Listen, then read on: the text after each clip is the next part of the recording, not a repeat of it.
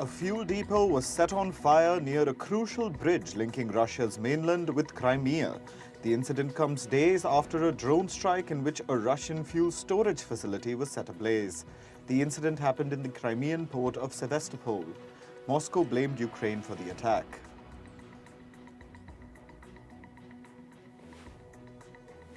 Ukrainian President Volodymyr Zelensky has told a news publication that the White House did not inform him about a leak of secret US documents.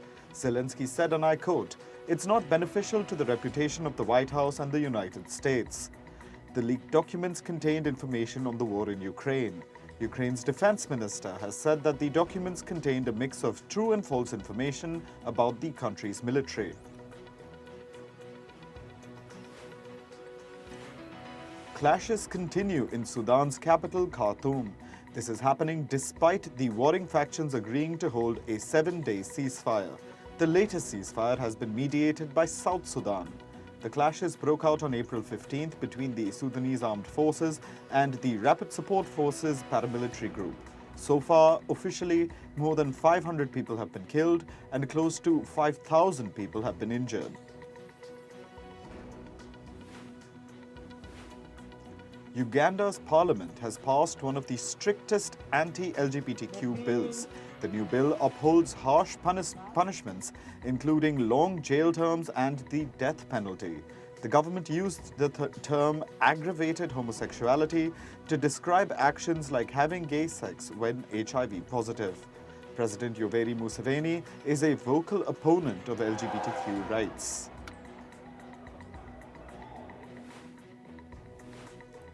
Anti-government protests have resumed in the East African country of Kenya. Kenyan police fired tear gas at a group of protesters. In March, protests broke out against the high cost of living and alleged election fraud.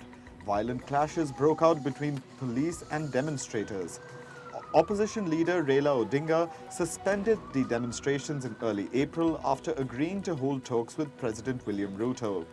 But he later announced that protests will continue as the government was apparently not negotiating in good faith.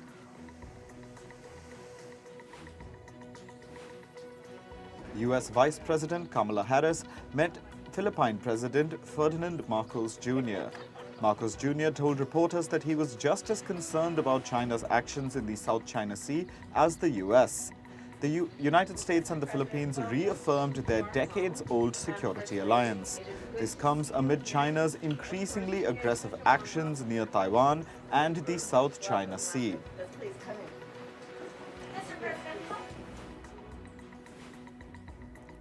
A man suspected of killing 5 people in the US state of Texas has been arrested after a 4-day-long manhunt. The man was identified as 38-year-old Francisco Oropesa. He's a Mexican national and had been deported from the US 4 times since 2009. He's suspected of killing 5 people on April 28th. All 5 victims were from the Central American nation of Honduras.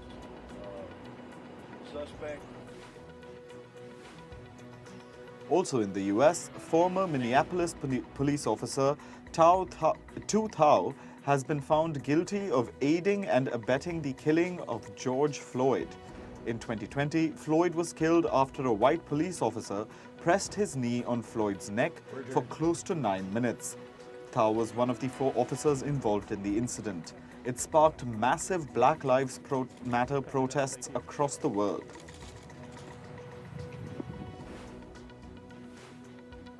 Chinese Foreign Minister Qin Gang met Myanmar's junta chief Min Aung Hlaing in Myanmar's capital, Naypyidaw. The meeting aimed to strengthen the bilateral relations between the 2 countries. They discussed how to boost stability, development, trade, and energy cooperation. Myanmar has been in a state of crisis since the military staged a coup in February 2021.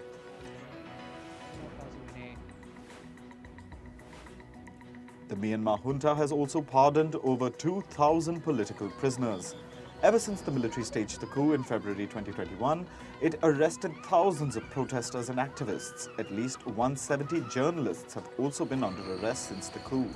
The leader of Myanmar's democratically elected party, Aung San Suu Kyi, has also been under arrest. More than 3,000 people have been killed in clashes that broke out after the military's takeover.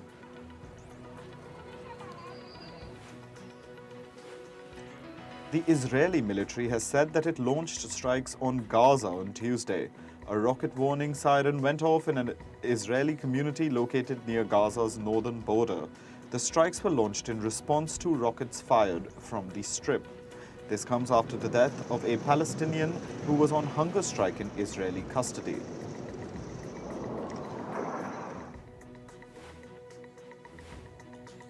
Paraguay's president-elect, Santiago Peña, has said that the election result announced by the country's electoral institution should be respected.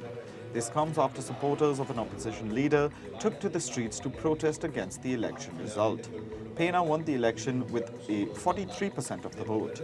Runner-ups Efrain Alegre and Paraguayo Cubas have called for the votes to be recounted.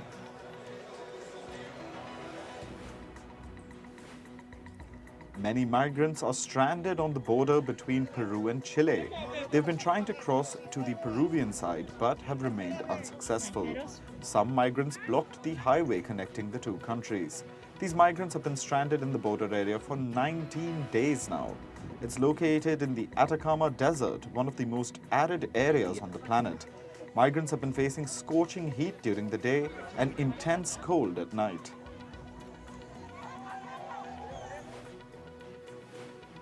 The U.S. administration has announced that it will temporarily send 1,500 troops to help secure the U.S.-Mexico border. This comes at a time when a huge surge of migrants is expected this month. The rules at the border are being tightened when Trump-era COVID-19 restrictions are set to end on May 11th. The policy allowed U.S. authorities to expel non-Mexican migrants to Mexico without giving them a chance to seek asylum.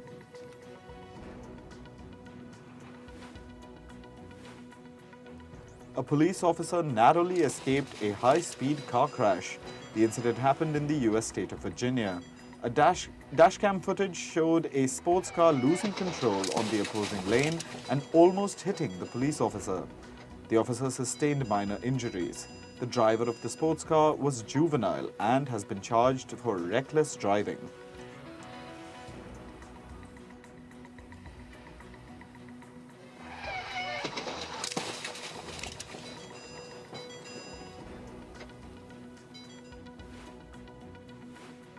The U.S. state of Illinois is facing floods due to rising water levels in the Mississippi River. A drone video showed flooded homes, properties, and roads.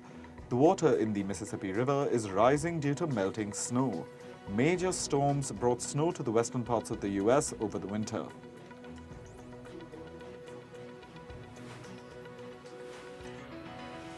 A 5.2 magnitude earthquake had hit a city in China's Yunnan province. The epicenter of the earthquake was located 29 kilometers away. Another 4.4 magnitude earthquake occurred around 11 minutes after the first tremor. A 600-member team, along with 137 vehicles and 30 dogs, were deployed as part of a rescue plan. However, no deaths or injuries have been reported.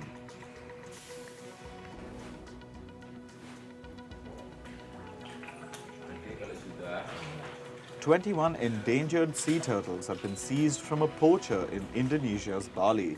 The sea turtles are currently being looked after by a local conservation center and will soon be released into the wild. This comes after authorities received multiple reports on the suspected illegal trade of turtle meat for consumption.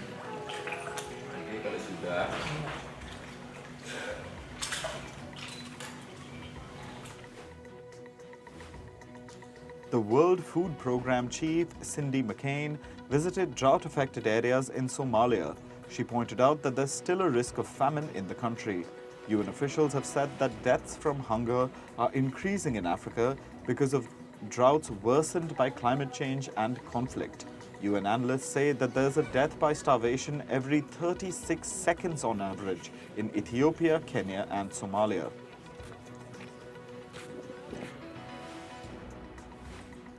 The president of COP28 has said that the next UN climate summit will focus on health issues caused by climate change. This will be the first climate change summit to highlight the consequences of climate change on people's well-being. The summit will be held in Dubai in November this year.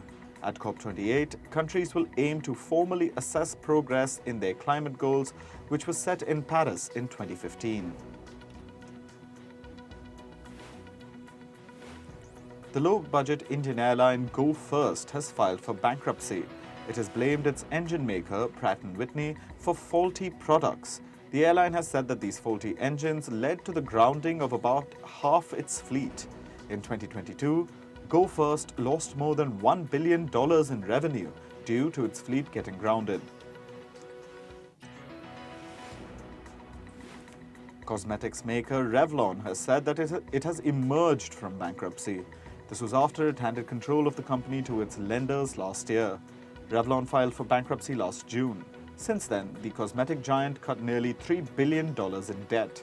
CEO Deborah Perelman has said that the company is now well-positioned for long-term growth. Wells Fargo CEO Charlie Schraiff has said that he sees the banking industry to be extremely strong. However, he added that he expects volatility in the industry to persist. His comments come shortly after the failure of the third US regional bank in recent months. He has said that he does not expect more bank failures comparable to the recent collapses. Goldman Sachs has promoted Troy Broderick as the new Chief Operating Officer of its global deal-making business. Broderick currently leads Goldman's global capital markets deal-making business. He had joined Goldman in 2010. He's been on the advisory team of some of the company's mega deals. This includes the team that carried out 21st Century Fox's acquisition by Walt Disney.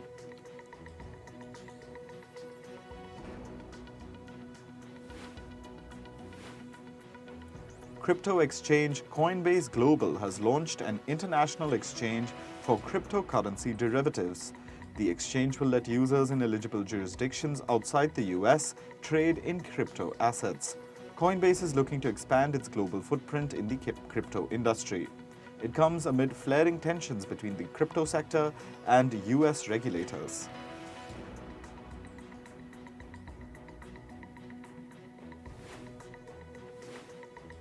Artificial intelligence pioneer Geoffrey Hilton has said that he quit Google to freely speak about the dangers of AI tools. Geoffrey says he realized that computers could become smarter than people. This could happen far sooner than he and others had initially expected. Hilton becomes the latest figure to raise an alarm against the widespread craze that AI tools like ChatGPT have attracted. Twitter's attempt to implement a paid account verification has reportedly attracted imposters. Reports say that these imposter accounts have been spreading misinformation across the platform. Experts say that this could lead major brands to further pull back from the social media giant.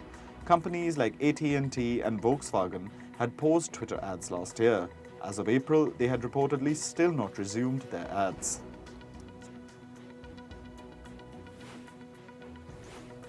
Meanwhile, US-based broadcaster National Public Radio has accused Elon Musk of threatening them.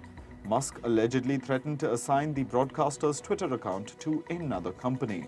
This comes after NPR stopped posting content on its Twitter feeds last month. According to Twitter's policy, users should log into their account at least once every 30 days.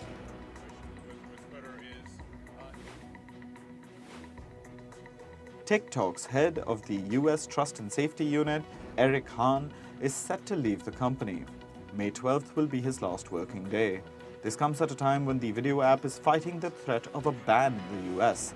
Han joined TikTok in 2019 to run the company's US data security division. The division was responsible for creating and storing American data in the country.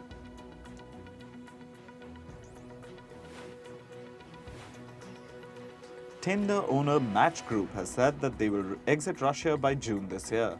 The company has said that it sees the need to protect human rights. Earlier, the European police had said that dating apps were among the online platforms being hijacked. They'd said that these apps were being misused for human trafficking purposes. Ukrainian refugees have reportedly been facing increased human rights risks ever since the war began.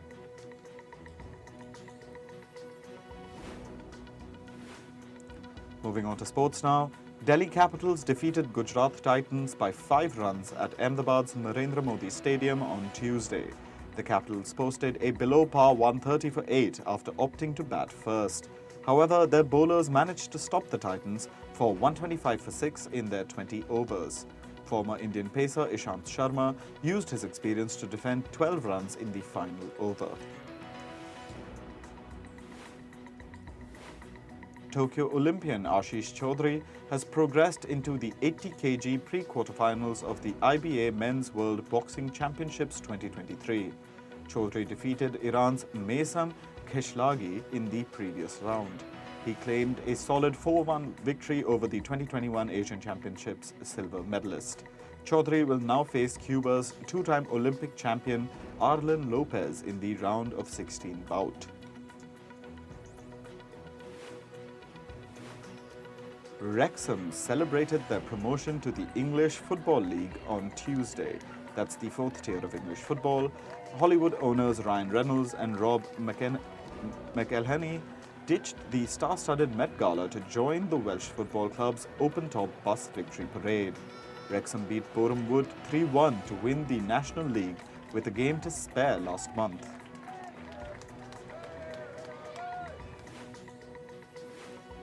Paris Saint-Germain forward Lionel Messi will not have his contract renewed at the club. The development comes following an unauthorized trip to Saudi Arabia by the Argentine football giant. The 35-year-old was suspended for 2 weeks on Tuesday. He's banned from playing or training with PSG, and his pay will be docked during his suspension.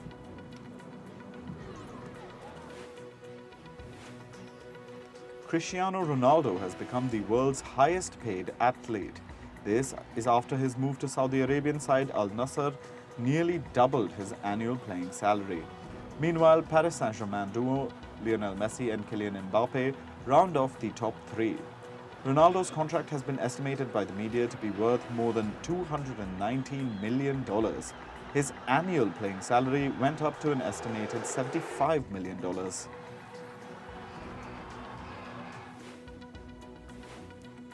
England forward Fran Kirby will undergo knee surgery and miss the Women's World Cup.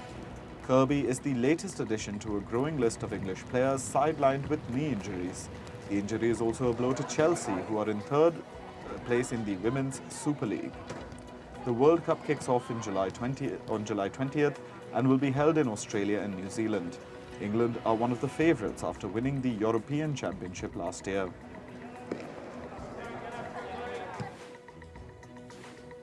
Liverpool's manager Jurgen Klopp says he expects to be punished for his behaviour on the touchline during Sunday's 4-3 win over Tottenham Hotspur.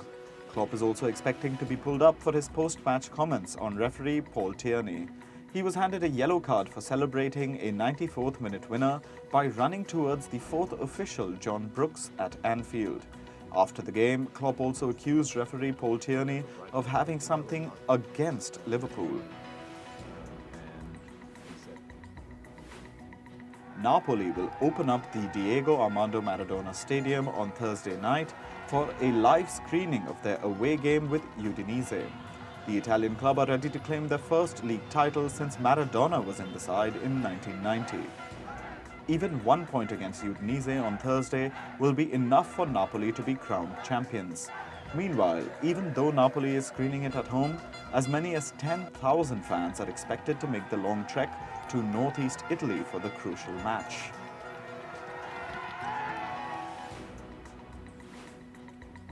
Philadelphia 76ers center Joel Embiid has been declared the NBA's most valuable player for the 2022-23 season.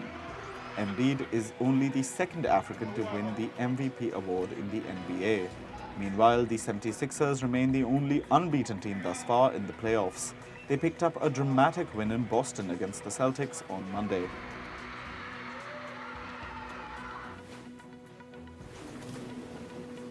The leading three boats have crossed the equator for the second time in the 14th edition of the Ocean Race. Team MALIZIA is presently leading the fleet. The 11th hour racing team followed just over 2 minutes later as the boats swapped the lead back and forth. Biotherm followed 3 hours further back but has since closed the gap considerably.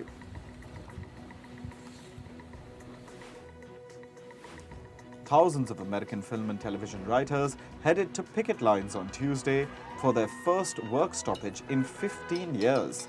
Striking writers picketed in front of Netflix in Los Angeles, chanting phrases like, "Whose stories are stories?" and "On a strike, shut them down, LA is a union town." The rise of streaming has eroded television ad revenue as traditional TV audiences shrink.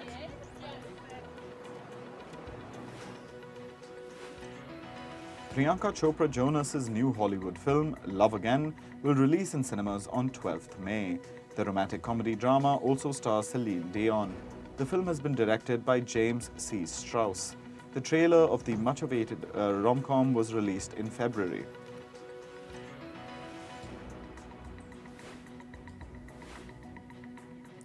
Ben Affleck's critically acclaimed film Air was released in theaters on April 5th. The film is now set to release on Amazon Prime on May 12th, less than a month after its theatrical release. Directed by Affleck, the script of the film is written by Alex Convery.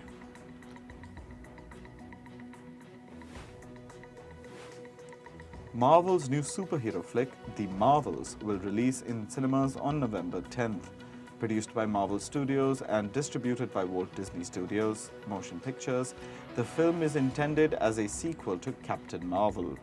The studio also shared the film's release date on its official social media handles.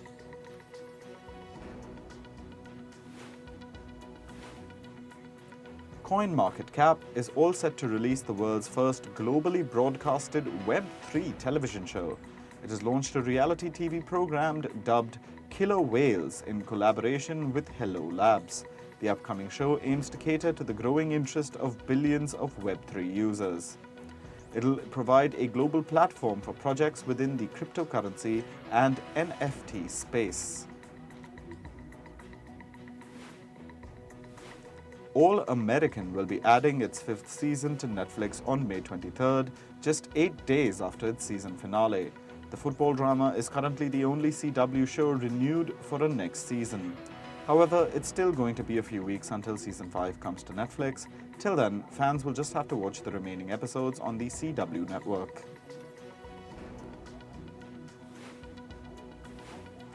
Pete Davidson's Saturday Night Live episode has been cancelled due to the ongoing writer's strike. The show's May 6th episode was initially scheduled to be hosted by the Bupkis star alongside musical guest Lil Uzi Vert. The network announced on May 2nd that it'll air repeats of SNL moving forward until further notice.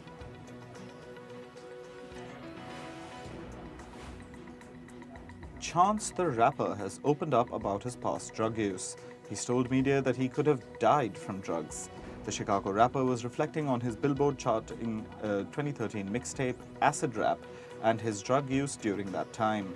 Chance the Rapper is celebrating the 10th anniversary of the release of Acid Rap, which is arguably his best project.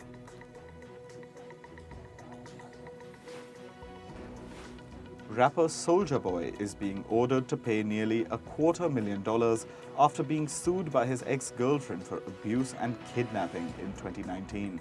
The rapper is accused of striking his girlfriend with a gun and threatening to kill her. He's been slapped with a $234,000 fine for causing physical and mental pain and suffering. Rock band Fall Out Boy have launched a new vinyl version of their recent album So Much for Stardust. The new version contains real human tears. The package includes one double-sided tear-filled LP, packaged in a gatefold box with a built-in tissue dispenser. According to the band, the CRIMEA TM records were filled with real tears for maximum emotional fidelity. Only 50 copies of the vinyl have been made.